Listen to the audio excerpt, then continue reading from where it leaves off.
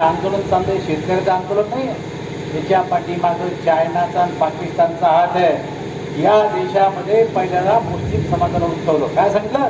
NRC आली, CA आली, 6 महिन्यात सगळ्या मुसलमानाला देशाच्या बाहेर जावं लागेल. दाखितलं एखादा मुसलमान बाहेर गेला तो त्यांना वाटतं हे सक्सेस होत नाही. आता ते शांत झालं. आता शेतकऱ्याला सांगू राहिलं की सरकार तुम्हाला तोट्यात घालू राहिलं.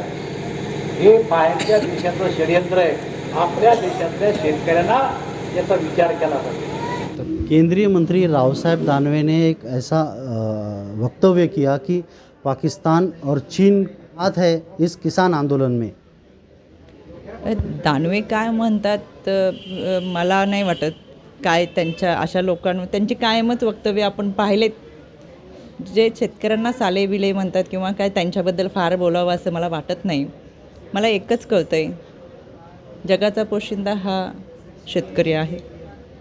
शेतकऱ्याच्या प्रश्नावरती केंद्र सरकारने ज्या पद्धतीने कृषी विधेयक कायदा मंजूर केलेला आहे तो किमान विरोधकांना विश्वासात घेऊन करायला हवा होता.